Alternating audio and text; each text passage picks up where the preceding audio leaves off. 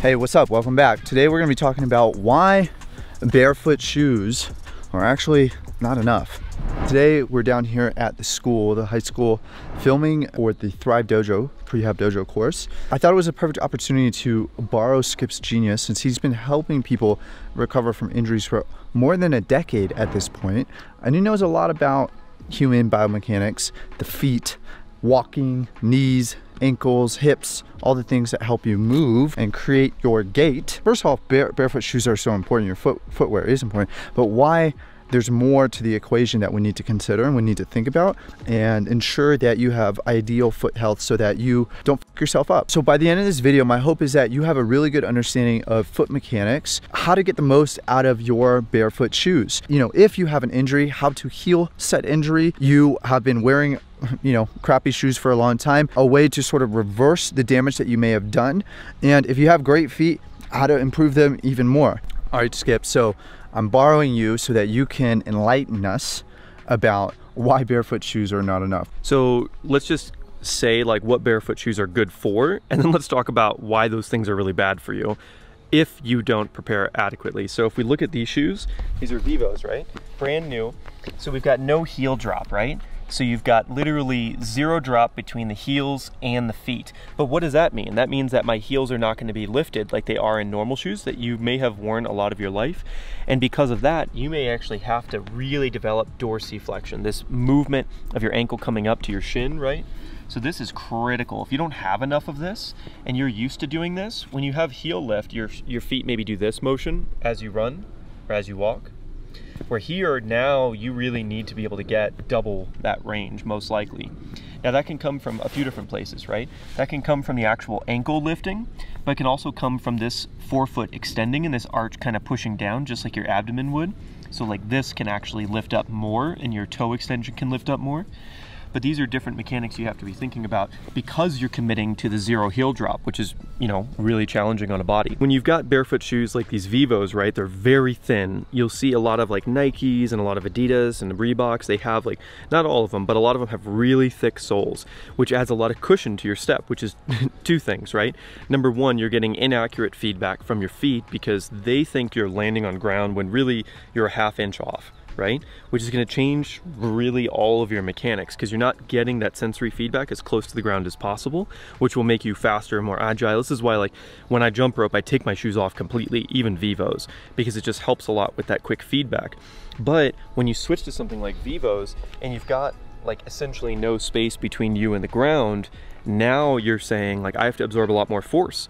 My knees are going to have to take a lot more of that force. My hips are going to have to take more of that force. Therefore, these muscles need to be stronger, need to be more connected to my body so that they can absorb the amount of force that I'm going to need to in barefoot shoes.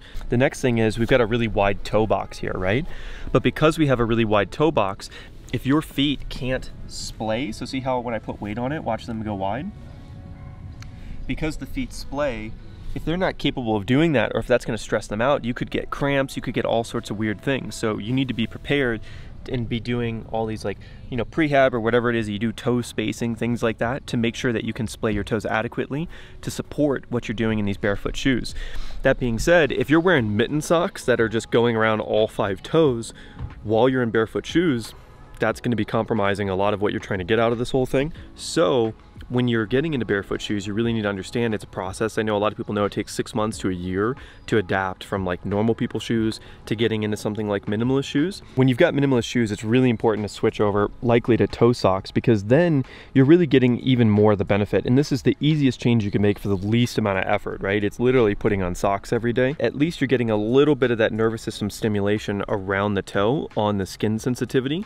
And then at least they're not being crushed together, hopefully not by your shoes, but also not by your socks. Even though those mitten socks that normal people wear don't crush them too much, but it's still light force that's like pushing them together like that, which, is not as healthy for your feet as allowing them to splay without any resistance. So the company that Skip recommends for toe socks are Injinji. They're a company based out of San Diego. Again, no affiliation with them.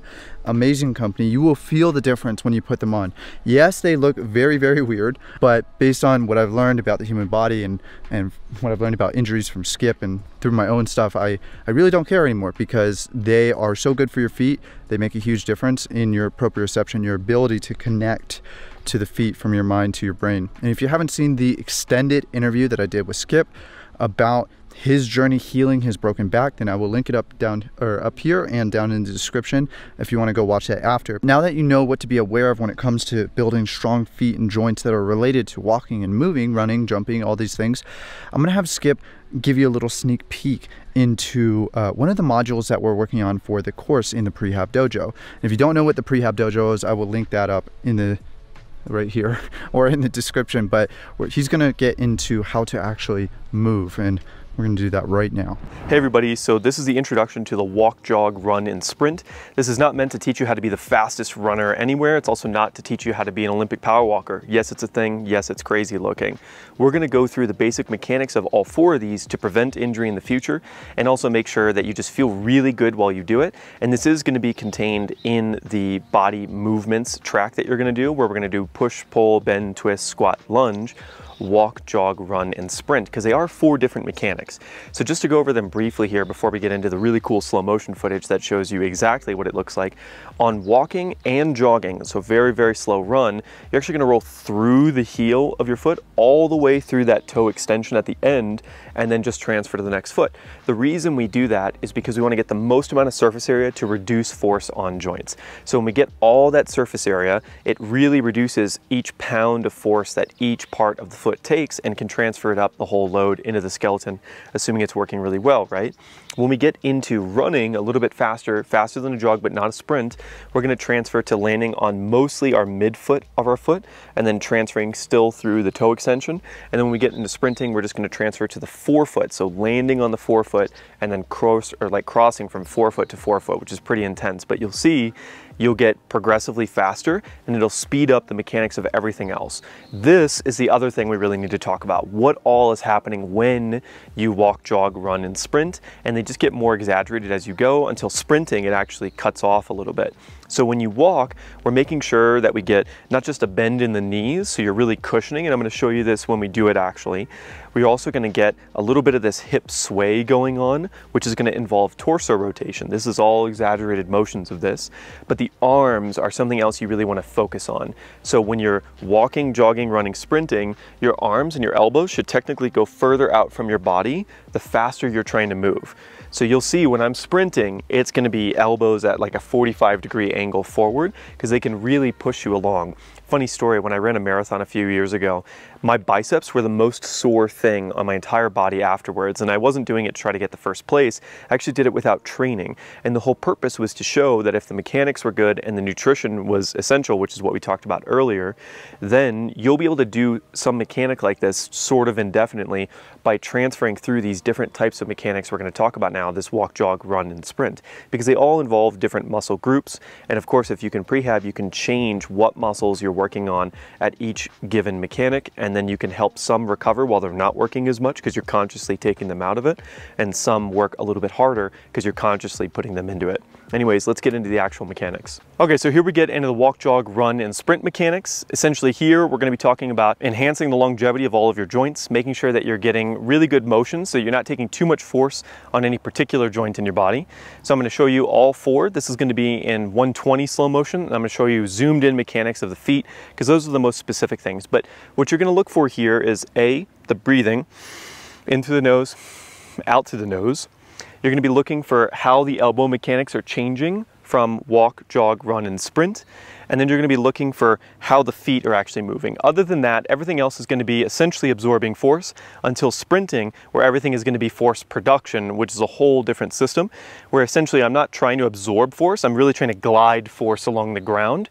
And again, this isn't to be the fastest runner, this is to be the healthiest runner who lasts the longest time. And then you can incorporate this with whatever else you learn about being the fastest if you are in a sport that needs that. So let's get into the walking mechanics.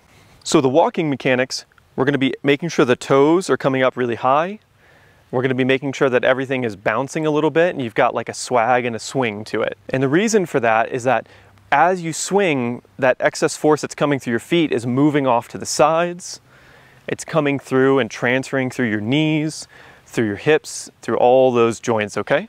So as we get into the jog, we're going to be bringing the elbows up, and and we're gonna allow things to absorb force a little bit more, but you'll also see how I'm gonna use some of that force to push off the ground. So let me show you. So kind of like an old man jog, if you will, which is good because old men last a long time, right? So we're letting that bounce happen. You're letting that 𝐻𝐻𝐿 bounce between both happen right here. And you see how even when I'm running stable right here, you can see how I'm lifting the toes, how the knees are bending, and how you can get that rotation in, right? So, one more time, jogging, just here, letting everything bounce and absorb. But as I get into the run, that's gonna start to change. When I run, the elbows are gonna come more forward. I'm not gonna lift the toes as high on the jog. I'm gonna come down to about here, and I'm gonna be pushing mainly through the middle of that foot, through the toes. So watch.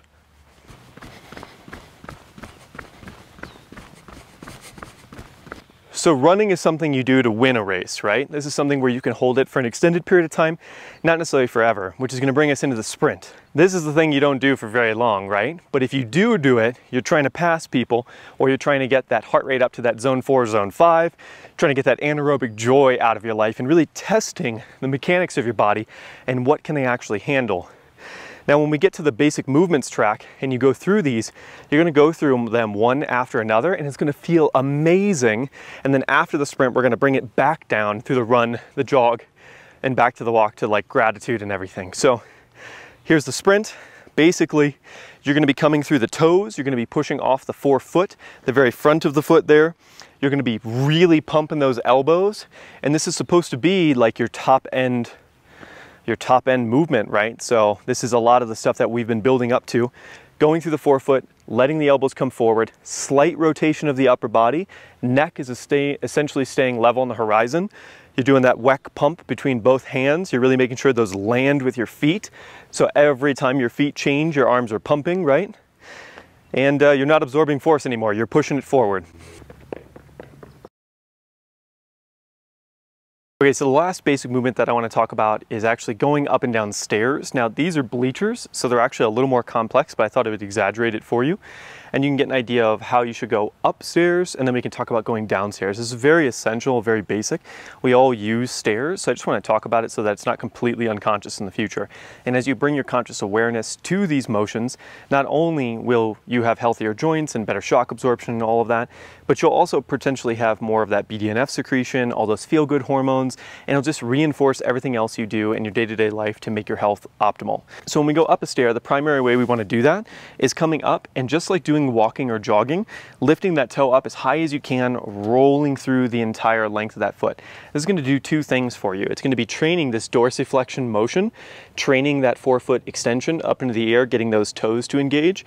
And then when you push off, so we're coming in, we're rolling through that heel onto the middle of the foot, letting the middle of the foot and the heel take the bulk of the weight, and then shifting to the front of the foot as we stand up. And as we go for that next stair, propelling off the forefoot, letting those toes extend again, and then those toes are going to curl in as we push off. So as we kick off that step, and then coming up to that next step where we'll do the exact same thing, heel to toe, heel to toe. And as an easy hack for that, just keep saying to yourself, heel to toe, heel to toe, heel to toe, as you go up the stairs. If you go heel to toe, you're gonna have better longevity in the bulk of your joints of your body, and you'll be training that dorsiflexion, which a lot of us really need from having a lifetime of heel elevated shoes. But when we go downstairs, it's gonna be a little bit different. It's literally gonna be the exact reverse. But remember, we still want the heel and the midfoot to absorb the bulk of the shock from our body. That being said, we need to make sure that when we land, so if I'm coming down from this step, you'll see my foot here, it's gonna hit with the toe first, and then I'm gonna roll it back to land on the heel and midfoot, right? So the heel and midfoot is gonna absorb the bulk of that weight, and then as I come down again, you'll see it's gonna look like this. Toe to heel, as you go downstairs, toe to heel, toe to heel. So again, if I go down here, toe to heel. So again, as we go up, it's heel to toe, heel to toe. And as we go down, it's toe to heel, letting that shock absorption happen, right? So here, toe to heel, bending. And as we go up, heel to toe. I also want to talk about why are feet so important, right? So this is a really critical concept to know. So Kyle, face me. So this is Kyle with like really stable feet, right? He's got both feet on the ground. Go ahead and get that athletic position, that little squat, right? Not too much, but just enough to kind of feel stable. Now Kyle, put your arms out and push me. Yep. So Kyle can push me like relatively easy, maybe straighten the arms a little bit. Yep, he's pretty strong. Yeah, he's pretty strong. Now relax. Now what happens if Kyle's a little unstable? So let's just say 10% of his foot, 20% of each foot is like insensitive. Lift your toes off the ground. Keep your toes off the ground, push me. And he's a little weak, pathetic thing, right? So now it's like I could really easily topple him. So Kyle, do the same thing. Now let's say like 80% of your foot is just whack. Do a calf press. Yep, come off the ground, push me. And again, he's just so weak, right? And then the worst case scenario, do 1 foot off the ground. And now push me. He's got nothing, right? Now stable, athletic stance, grip, push me. Yep, okay, so I'm not pushing him because he's so stable, right? So this is why feet are so important. Every ounce of stability in the foot is gonna make him stronger, and every ounce of instability is gonna make the upper body weaker. His upper body is weaker because his foot isn't stable, because it's the foundation that he stands on. Does that make sense? Yes. So it's super critical that we focus on the feet, because the feet can really control everything else, especially in a standing position. And they're our first scouts. They're the most important person. They tell us everything about the world around us because they touch everything first. That and our eyes, which is a whole nother topic we'll get into some other time. And then the spine, right? So we always talk about 1 and 6 as far as the 6-zone assessment. 1 because it translates information to everybody else, and 6 because it relays the orders of that information to everybody else, right? So if the neck and the spine, the atlas axis, eyes are unstable, then we're gonna get weird or not a lot of information or disturbed information to everything else in the system. So that's why feet and neck, we gotta make sure we stabilize those 2 things, and those are like the most bang for your buck and critical, because no one does neck exercises and very few people do foot and especially toe exercises. I got Skip here. He's going to give us some exercises for strengthening the foot and the ankle to ensure stability and that your mechanics are strong from the ground up. So Skip, let's walk through some exercises that we can do. The number 1 exercise you can do is probably for your toes, because they're the biggest bang for your buck for efficiency, because you've likely never done any exercises for your toes. However, if I look here at like my toe extension muscles, literally it comes from here all the way up my shin to here. So when you're talking a muscle that's actually that long, I mean, it's pretty substantial. It's very involved in stabilizing everything in your ankle. It's also pretty involved in stabilizing the knee area. So we just want to make sure that we're getting these muscles in. If you've never done exercises for them, you probably should. So you can either just lift all 5 toes and just make sure you're putting your awareness, your conscious awareness in each of these 5 toes, seeing if you can really feel all 5 of them engage. And you want to feel that muscle. You want to try to get yourself to feel that muscle coming up the length of the foot or the metatarsal here on each toe. And then ideally getting to the point where you can feel them up into here. Now to kind of hack that and go a little bit faster with it, you can lift all 5 toes, and then you can elevate the ankle and really come up so that you can feel that dorsiflexion engage, which brings us to Kyle's favorite exercise, which is this plus an external rotation. So if you see here, I've actually got this up and then I'm rotating out. So see how that's actually rotating out in relation to my tibia here, my shin bone? So it's up and out, up and in, and just getting this motion will produce something called synovial fluid in these joints. And what that does is it lubricates them, and it really makes these joints operate more smoothly, but also helps you connect with them on a more regular basis, especially in like daily exercise when you're walking, running, because these are involved in everything that you do. So toe extension, lifting up, out and in, and then toe curling. So find something to curl. You can curl into the ground, and you really want to think about curling through the tips of the toes. So to give you an example of the motion, I'm curling like that, but really, if you see there the pads of my toes curling into the ground, that's really what we're after. Making sure you can get all 5 toes to feel like they're really engaged and curling into the ground.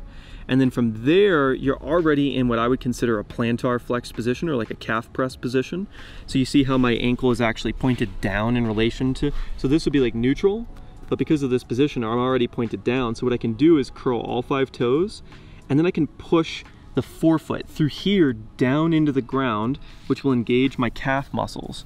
Now, something interesting about the calves is you actually have at least 2 calf muscles. You've got an outside calf muscle and an inside calf muscle. So one that's on the inside big chunky part of my calf, and then one that's on the outside chunky part of my calf. So while I'm doing this, I'm curling the toes, pushing through the forefoot and engaging that bulbous thing on the inside of my calf, the thing on the outside of my calf, so technically 2 muscles, and then we can do the exact opposite. We can keep curling and pushing and rotating in, so really you got a lot of spin there, and then rotating out and just a little bit of spin there, and still curling the toes, still pushing down through the calves. And then you've got this really beautiful arc you can go through, right? You got toe extension, lifting up, in and out, and you've got toe curling, pushing down, in and out. And then you've got all this beautiful joint motion happening in the foot and ankle and in the toes.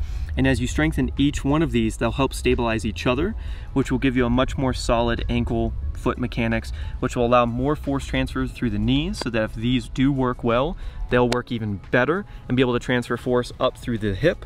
And if this works well and even great, it can transfer into the core, core can transfer to the shoulders, shoulders can transfer to the neck, and this whole system is working beautifully.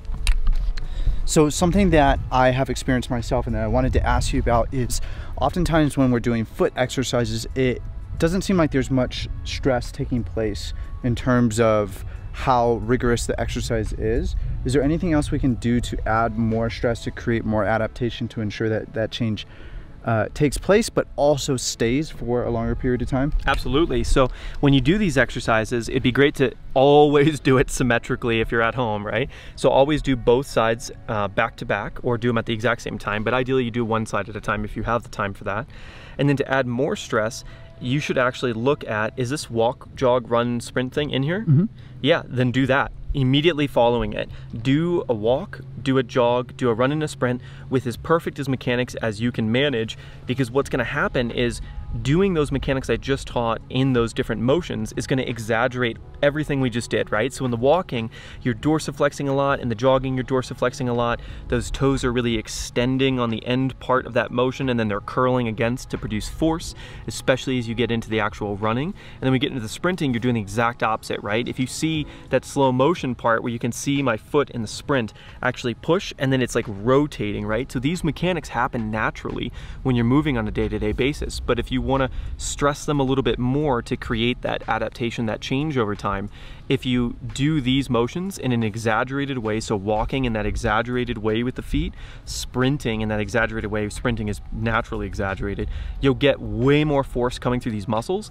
And then again, do these exercises right after you've practiced that to kind of reset in the nervous system, and then just give them like 60 seconds like this where they're just not doing much, to just let them recover and kind of dial in that new information. If you want to strength train your feet, you know, and you really want to get them working, it's not a bad idea to just consider doing a squat down, letting that dorsiflexion happen. This gets really tight, really allowing this part of the ankle to work, and then coming up into the calf rest right there.